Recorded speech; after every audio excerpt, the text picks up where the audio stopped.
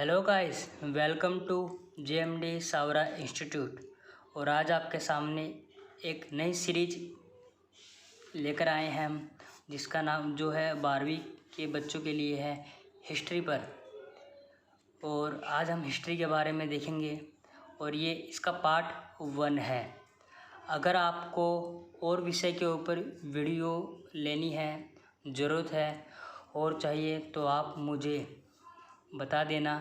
मैं आपके लिए और बाकी जो विषय है पॉलिटिकल, ज्योग्राफी, इकोनॉमिक्स के ऊपर भी आपके लिए वीडियो लेकर आऊँगा। तो स्टार्ट करते हैं आज हिस्ट्री के ऊपर हमारी वीडियो। और आज का पहला चैप्टर है हमारा हड़प्पा सभ्यता। पहला चैप्टर है हड़प्पा सभ्यता, जो एक सुव्यवस्थित सभ्यता मानी जाती है और मानी भी गई है। अगर आपसे क्वेश्चन ये पूछा जाए कि सबसे पुरानी सुव्यवस्थित सभ्यता कौन सी है, तो आपका आंसर होगा हड़प्पा। अगर आपसे क्वेश्चन ये पूछा जाए कि सबसे पुरानी सभ्यता क्या है, तो आपका आंसर होगा सुमेरिया सभ्यता। ओके, तो आज हम जानेंगे कि हड़प्पा सभ्यता है क्या, रियल में इसका नाम हड़प्पा ही क्यों पड़ा, हमें क्यों ज़रूरी है इतना कि हड़प्पा के बारे में जानकारी जानना। तो बात करते हैं आज से लगभग 4000 साल पूर्व, 4000 साल पहले ये सभ्यता एक विस्तृत सभ्यता थी, एक फूली फली सभ्यता थी, जो भारत के पश्चिम एरिया में बसी हुई थी। जो आज का पाकिस्तान है, वहाँ पर इस सभ्यता का विस्तार हुआ था और उसका कुछ हिस्सा पंजाब, राजस्थान, यूपी, महाराष्ट्र तक भी है। और आज भी इस सभ्यता के बारे में इतिहासकार इसकी खोज कर रहे हैं। अभी तक बहुत सी ऐसी बातें हैं जो इतिहासकारों को अभी तक नहीं मिली है, क्योंकि इसका सबसे बड़ा रीज़न ये है कि इसकी लिपि, क्योंकि हड़प्पा सभ्यता की लिपि को आज तक पढ़ा नहीं गया। जिस दिन हमने इसकी लिपि को पढ़ लिया, उस दिन ये हड़प्पा सभ्यता का जो कॉन्सेप्ट है ये क्लियर हो जाएगा। आज इतिहासकारों की जो भी सोच है, जो भी वो बात रखते हैं, इतिहासकार जो भी अपनी सोच रखते हैं, वो सब एक आइडिया है, ये सब एक वस्तुओं के आधार पर ही रखे हैं, क्योंकि उनके पास ओरिजिनल फैक्ट नहीं है, सबूत नहीं है कोई भी चीज़ के, कि इस सभ्यता का विनाश कैसे हुआ, ये सभ्यता आई कैसे, और इस सभ्यता ने इसने डेवलपमेंट कैसे किया, यहाँ के है ना लोग कैसे थे, खान पान कैसा था, रहन सहन कैसा था, इनका सामाजिक जीवन कैसा था, इनका आर्थिक जीवन कैसा था, इनका राजनीतिक जीवन कैसा था, इनके मनोरंजन के साधन कौन कौन से थे। ये सब एक इतिहासकारों का ही एक एजुप्शन ही है, एक सिर्फ एक आइडिया है, ये ऐसे थे। ये कौन कौन सी वस्तुओं का व्यापार करते थे, व्यापार ये अपने ही एरिया में होता था, ये अब जो अपने आंतरिक जो जो जो क्षेत्र है, जो भारत में है, जो हड़प्पा में क्षेत्र है, उन्हीं से होता था, या आउट ऑफ एरिया भी इनका व्यापार होता था। ये सारी बातें सिर्फ एक काल्पनिक है, जो इतिहासकारों ने सिर्फ वस्तुओं के आधार पर या इसमें कुछ और चीज़ जो मिली है इतिहासकार, उसके आधार पर ही ये बात इतिहासकारों ने कही है।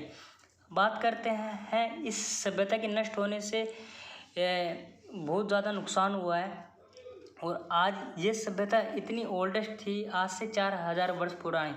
अगर एग्ज़ाम में ये क्वेश्चन भी बहुत बार आया है कि इस सभ्यता का टाइम पीरियड क्या है, तो इस सभ्यता का टाइम पीरियड है 2350 से लेके 7050 BC तक माना गया। BC बोले तो बिफोर का राइस होता है BC, और जो मतलब ईसा मसीह के जन्म से पूर्व को BC कहते हैं, और ईसा मसीह के जन्म के बाद के टाइम पीरियड को AD कहते हैं। जैसे आज हम 2020 में जी रहे हैं, तो ये AD है। और जब ईसा मसीह का जन्म नहीं हुआ था, तो उससे पहले BC बोलते थे। जो साल घटते थे तो उसी क्रम में वो बढ़ते थे, ये था। अब हड़प्पा सभ्यता के बारे में कुछ जानकारी हम जानते हैं कि जो ये सभ्यता थी, जो हड़प्पा सभ्यता थी, इसकी खोज कैसे हुई? भारत में कुछ ब्रिटिश लोग थे और वो रेलवे लाइन बिछाने के लिए बेताब थे कि जिससे ब्रिटिश गवर्नमेंट का जो व्यापार है वो इंक्रीजमेंट हो, बढ़े। तो उनकी लेबर्स ने पाकिस्तान के क्षेत्रों में जाकर रेलवे लाइन बिछानी स्टार्ट करी। ये बात है 1843 में। इसी क्षेत्र में इन्होंने रेलवे लाइन बिछाने की बात की। जब इनकी लेबर ने रेलवे लाइन बिछा रही थी लेबर, तो उनको ज़मीन से ईंटें मिली, कुछ पक्की ईंटें मिली। उस ज़माने में इतनी मजबूत ईंटें मिलना बहुत बड़ी बात थी। तो उन्होंने उस स्थान को छोड़कर दूसरे स्थान पर जाकर उसकी खोज की। जब उसको दूसरा स्थान उन्होंने देखा तो वहाँ भी उनको ईंटें मिली। माना जाता है कि ज़मीन में पूरे की पूरी 2-2 मंजिला जो घर थे वो मिले हैं।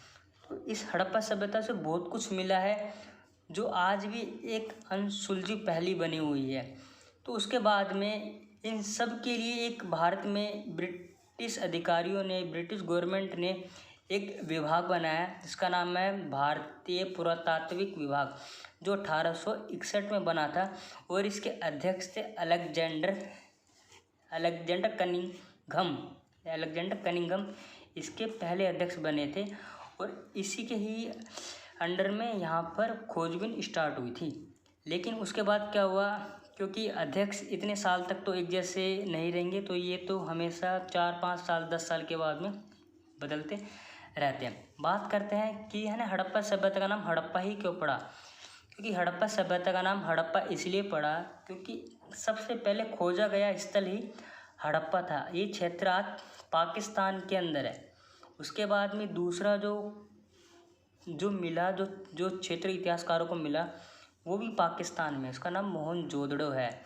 ये दोनों के दोनों क्षेत्र सिंधु नदी के किनारे बसे हुए हैं। हड़प्पा सिंधु के पास बसा हुआ है और ये भी किसी ना किसी रिवर के पास बसा हुआ।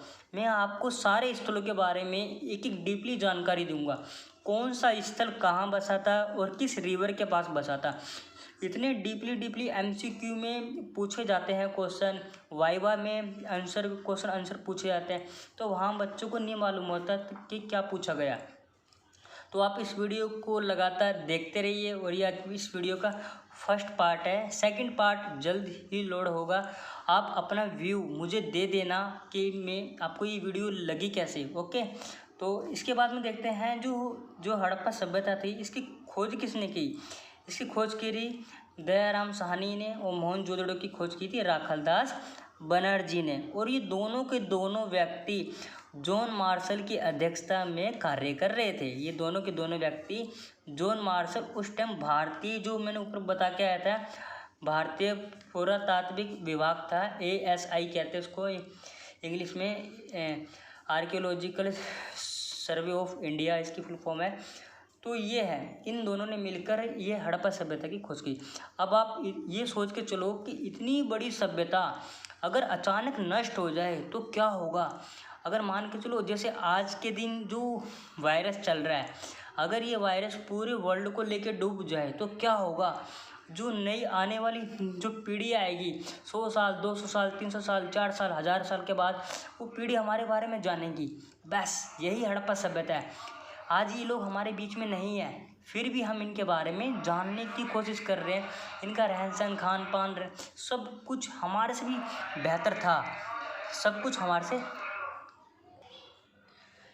आज भी इतिहासकारों का हड़प्पा सभ्यता के बारे में जो ज्ञान है वो अधूरा है, क्योंकि आज भी हमने हड़प्पा सभ्यता की जो लिपि है उसको नहीं पढ़ पाए हैं। और हड़प्पा सभ्यता की लिपि है भाव चित्रात्मक लिपि है, जो दाईं से बाईं ओर लिखी जाती थी। अब बात करते हैं हड़प्पा सभ्यता के कुछ अन्य नाम भी है जो अक्सर एग्ज़ाम का पार्ट बनते हैं।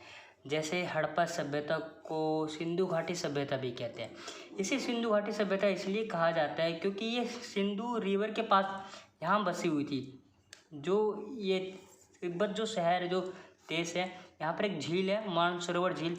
यहाँ से एक रिवर निकल के जाती है और जम्मू कश्मीर से होते हुए ये पाकिस्तान में जाकर अरब सागर में गिर जाती है। इस रिवर का नाम है सिंधु रिवर।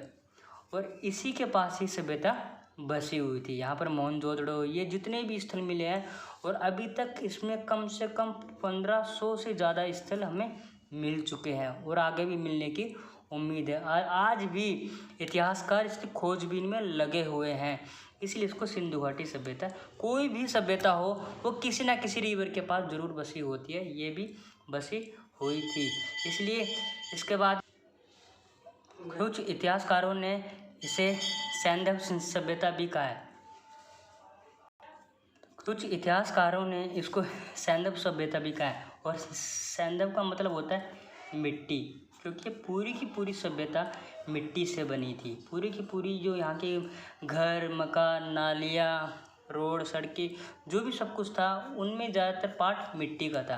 फिर नेक्स्ट है सबसे इम्पोर्टेंट क्वेश्चन इस वीडियो का, कि इस सभ्यता को कांस्य युगीन सभ्यता क्यों कहा जाता है? क्योंकि इस सभ्यता के लोग राजस्थान से में एक जगह पड़ती है खेतड़ी, और बिहार में एक जगह पड़ती थी हजारीबाग। बिहार में जगह पड़ती है हजारीबाग। यहाँ से राजस्थान से लाते थे कॉपर, और हजारीबाग से लाते थे टीन। तांबे में टीन को मिलाकर ये कांसा बनाने में एक्सपर्ट थे, इसलिए इस सभ्यता को कांस्य युगीन सभ्यता कहा गया। उसके बाद में आता है नगरीय सभ्यता, क्योंकि यहाँ पर एक नगर के नगर बसे हुए थे, जैसे आज बसे हुए हैं। और ये सभ्यता बड़ी विस्तृत सभ्यता थी। और ये है भारत का नक्शा, जो मैंने एक ऐसे ही आपको बना के दिखाया है, जिसमें मैंने सिंधु जो रिवर को, क्योंकि ये सभ्यता इतनी बड़ी थी कि इसके छोटे छोटे शहर भारत के राजस्थान, गुजरात, यूपी, जम्मू कश्मीर आदि तक भी बसे हुए थे। इसमें सबसे इम्पोर्टेंट क्वेश्चन आता है कि ये सभ्यता किस शेप में बसी थी? तो ये त्रिभुजाकार में बसी हुई थी, मतलब ये सभ्यता यूँ थी। इस सभ्यता का जो साइज था वो यूँ था, और ये लगभग आज के वर्तमान में 20 लाख किलोमीटर के एरिया में बसी हुई थी। अगर ये वीडियो आपको अच्छी लगी है तो मुझे कमेंट बॉक्स में ज़रूर बताएं। मुझे अब लिखकर अपने विचार बताएं कि आपको और किस टॉपिक के ऊपर वीडियो की ज़रूरत है। अगर आप चाहते हैं कि मैं आपके लिए पॉलिटिकल, हिस्ट्री, ज्योग्राफी एंड और भी जो टॉपिक्स हैं उनके लिए वीडियो लेकर आऊँ, तो मुझे कमेंट बॉक्स में ज़रूर बताएं। और इस मेरे चैनल को like, subscribe and bell icon को दबाना ना भूलें, जिससे मेरी वीडियो आपको, आने वाली वीडियो आपको शीघ्र मिले। ये तो आज एक ओवरव्यू था कि आप में हड़प्पा सभ्यता के बारे में बताने के लिए। और उसके बाद में जैसे ही अब इसका जो दूसरा जो पार्ट में लेकर आऊँगा, उसमें मैं आपको इसके कुछ महत्वपूर्ण जो स्थल है उसके बारे में बताऊँगा।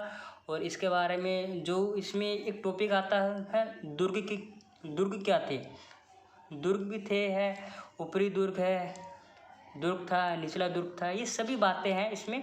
आज तो ये सिर्फ एक ओवरव्यू था जो मैं आपको देने की मैंने कोशिश की। अगर आपको ये वीडियो अच्छी लगी है तो इसको लाइक ज़रूर कीजिए और सब्सक्राइब करना ना भूलें, और इसको बेल आइकन भी ऑन करें। और मुझे कमेंट बॉक्स में ज़रूर लिखकर बताएं कि कैसी लगी। तो आज के लिए बस इतना ही, और बस जय हिंद, जय भारत। बस स्टडी में अब डूबे रहो, क्योंकि जब तक स्कूल नहीं ओपन होते आप मेरी वीडियो का सहारा ले सकते हो।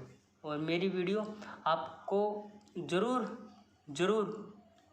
आप इससे कुछ ना कुछ सीखोगे, क्योंकि हड़प्पा का जो टॉपिक है वो आपके बुक में फर्स्ट चैप्टर है। ये हड़प्पा वैसे आसान तो है, लेकिन लोगों ने इसको मुश्किल बना रखा है। आप इसको ऐसे पढ़ो कि कुछ लोग रहते थे और आज वो हमारे बीच में नहीं है, बस उनके बारे में पढ़ना है, जो उन्होंने व्यापार किया, जो उन्होंने वस्तुएं बनाई, चाट बाट जो भी है, फाल फलक, इनकी एग्रीकल्चर, सब कुछ नेक्स्ट वीडियो में हम बात करेंगे। आज के लिए इतना ही। All the best, bye.